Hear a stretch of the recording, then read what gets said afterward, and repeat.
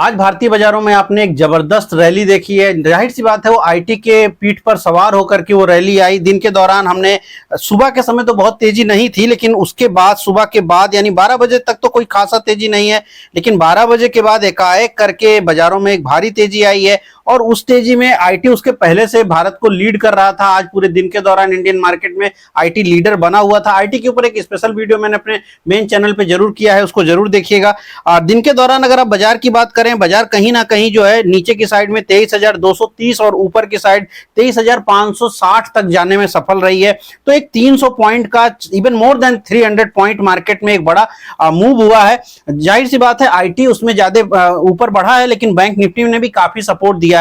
लेकिन अगर हम ब्रॉडर मार्केट को देखते हैं तो ये ब्रॉडर मार्केट की कहानी थोड़ी सी हमको यहां पे अलग दिखाई पड़ती है। अगर आप एडवांस डिक्लाइन देखोगे तो मार्केट में वो संरचनाएं नहीं है जो 400 पॉइंट के बाजारों के बढ़ने पर आनी चाहिए, और वो चीज आपको साफ समझ में आती है जब आप ब्रॉडर मार्केट को देखते हो। ब्रॉडर मार्केट को अगर आप देखोगे तो यहां पर साफ दिख रहा है कि निफ्टी में तो भले आपको यहां पे 31 और 19 का रेशियो मिल रहा है, लेकिन अगर आप थोड़ा इसको और डिटेल में करो और निफ्टी 500 की तरफ बढ़ो तो निफ्टी 500 में अगर आप देखोगे तो 295 शेयर बढ़े और 201 शेयर घटे। कहीं ना कहीं ये लगभग 50-60% की रेशियो है। 60% स्टॉक बढ़े बट 40% स्टॉक घटे, तो ये बात अच्छी नहीं है। वहीं पर स्मॉल कैप में भी लगभग 1:2 का ही रेशियो रहा है।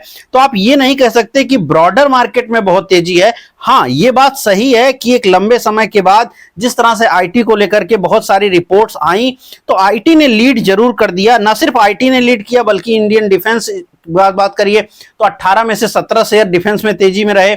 ऑटो में तेजी रही 12 पर शेयर, तो वहां पे तेजी रहे, 3 शेयर ही केवल गिरे। और आईटी में 10 के 10 शेयर जो है सब के सब तेजी में रहे।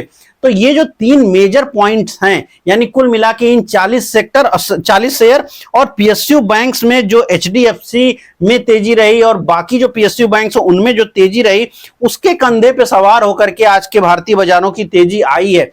लेकिन ब्रॉडर मार्केट आप ये नहीं कह सकते कि मार्केट में बहुत ज्यादा तेजी थी। एक्सपायरी का भी दिन था और उसका भी एक बड़ा असर रहता है कि एक्सपायरी के दिन मार्केट हाइपर मोमेंटम दिखाते हैं, और वही उन्होंने दिखाया। लेकिन अगर हमें चार्ट पे चलूंगा, इसके आपको डिटेल समझाऊंगा। चार्ट पर अगर आप देखोगे उसके पहले थोड़ी सी चीजें और आपको ये समझनी चाहिए कि किस तरह से यहां पर जो करेंसी है वो हमारी थोड़ी सी ठीक हुई है। पिछले दिन मैंने संडे को जो वीडियो किया था उसमें आपको बताया था कि आरबीआई स्वैप कर रहा है करेंसी को बचाने के लिए, और पिछले जो 2-3 दिन रहे हैं वहां पर करेंसी कहीं ना कहीं 95 के इर्द गिर्द घूमती रही है।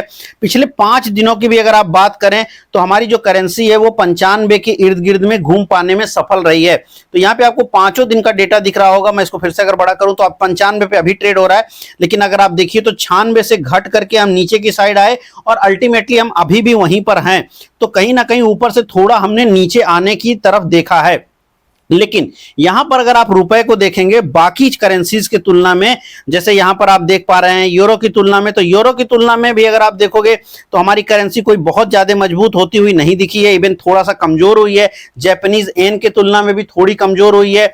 वहीं पर अगर आप ग्रेट ब्रिटेन की तुलना में देखोगे तो बराबर रही है, और ऑस्ट्रेलिया की तुलना में भी %0.5 कमजोर हुई है। तो वैश्विक स्तर पर भारतीय रुपए का कमजोर होना कोई रुक नहीं गया है। डॉलर के, चूंकि डॉलर को सेल कर रहा होगा आरबीआई, ये मान के आप चलें, क्योंकि वो स्वैप कर रहे हैं, तो जाहिर सी बात है डॉलर के संदर्भ में हम मजबूत दिख रहे हैं।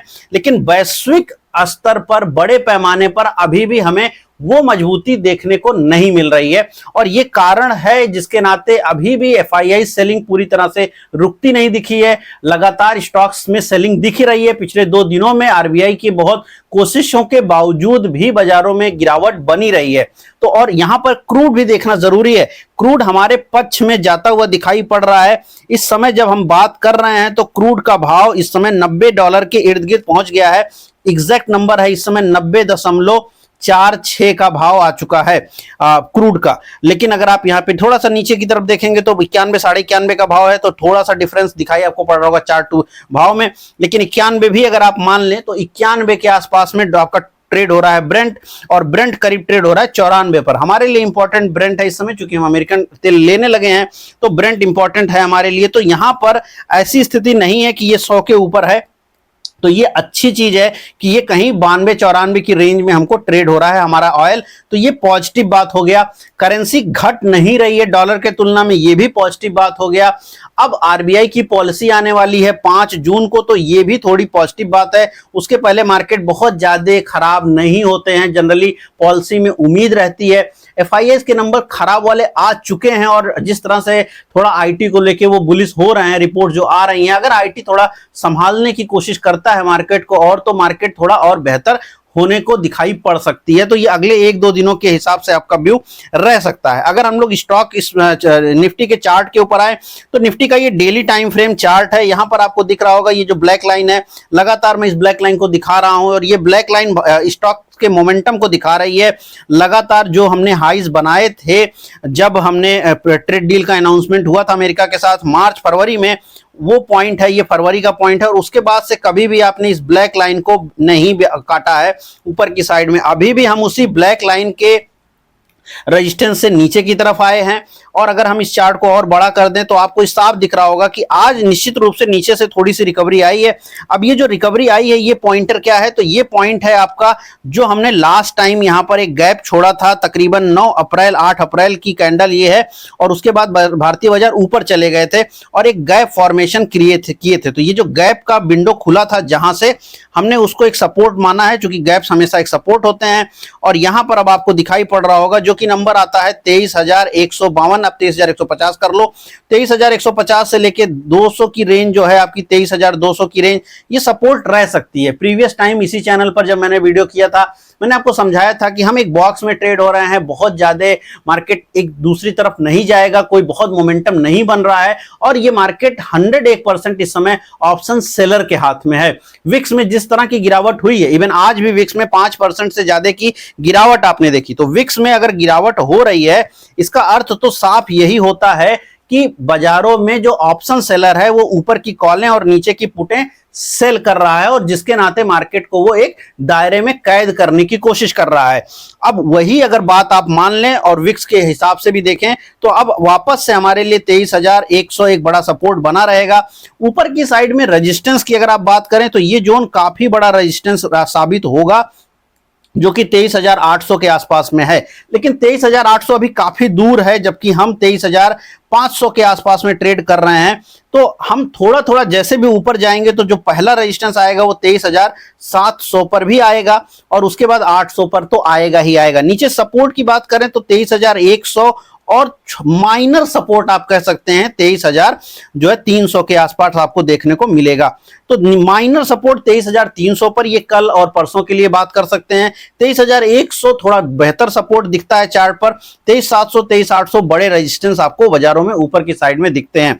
डेटा मैंने जैसे बताया कि एडवांस डिक्लाइन का डेटा अभी तक हमें ये पूरी तरह से बताने में कामयाब नहीं हो पा रहा है कि मार्केट में इस कंडीशन में लगातार बाइंग करने वाले लोग सक्रिय हैं, ऐसा नहीं दिखता है। अभी एक स्पेसिफिक सेक्टर में बाइंग आई, रिपोर्ट्स आई, जिसको मैंने कहा आईटी पे मैंने डिटेल वीडियो किया है, मेन चैनल पे जरूर देख लीजिएगा, आपको मालूम चलेगा कि इस समय वैल्यू बाइंग हो रही है, क्योंकि वो 2016 के लेवल्स पे गए हैं। लेना है नहीं लेना है सब डिटेल मैंने उस पर किया है, जाहिर सी बात है समझ आपको उसमें ज्यादा बेहतर मिलेगा। लेकिन अभी फिलहाल मार्केट बहुत छोटे पॉकेट पर तेजी दिखा रहा है। ब्रॉडर मार्केट पूरी तरह से इस समय कंडीशन यही दिखती है कि वो एक बड़े रेंज में फंसा हुआ है, और वो रेंज जो मैंने आपके सामने रखी, इसी रेंज में मार्केट जो है हो सकता है आने वाले वक्त में भी काम करता दिखे। अगर हम थोड़ा सा समझें कि अमेरिका और ईरान में क्या चल रहा है, तो अमेरिका ईरान के बीच में सिर्फ एक कुश्ती चल रही है इस समय कि वो लड़ाई करेंगे नहीं करेंगे, वो डील करेंगे नहीं करेंगे, निगोशिएट करेंगे नहीं करेंगे, पूरी तरह से वही कहानी है।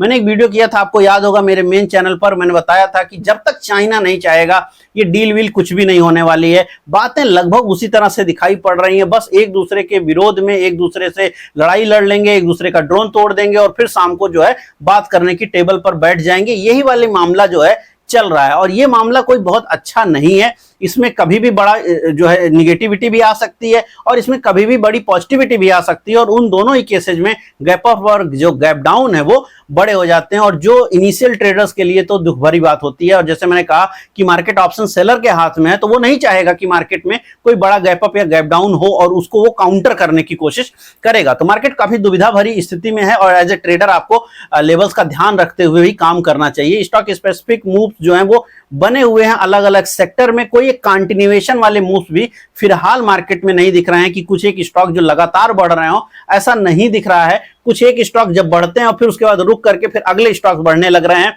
तो मार्केट काफी पैची है और काफी जो है नैरो रेंज में है, और यहां पर ऑप्शन सेलर इस बाजारों में हावी दिखाई पड़ रहा है। लेवल की मैंने चर्चा करी है, प्योर और प्योर जो सब कुछ चार्ट के आधार पर। डिस्क्लेमर ये रहेगा कि इसके आधार पर आप ट्रेड्स नहीं लेंगे, केवल और केवल एजुकेशन पर्पज पर इस वीडियो का यूज करिएगा। निफ्टी के जो लेवल्स दिए हैं वो मेरा एनालिसिस है, आप अपना एनालिसिस जरूर कमेंट बॉक्स में लिखिए कि आपको क्या लगता है कि बाजारें किधर जाती हुई लग रही हैं। क्या ये ब्रॉड बेस रैली हो सकती है आने वाले वक्त में? क्या ये ब्रॉड बेस रैली में कन्वर्ट होगी? क्या रैली आगे बढ़ेगी? और क्या आप आईटी सेक्टर पर बुलिश होते हुए दिखाई पड़ रहे हैं? ये जरूर कमेंट में लिखिएगा। मैं मिलूंगा कल नए वीडियो में। इस वीडियो में इतना ही, धन्यवाद।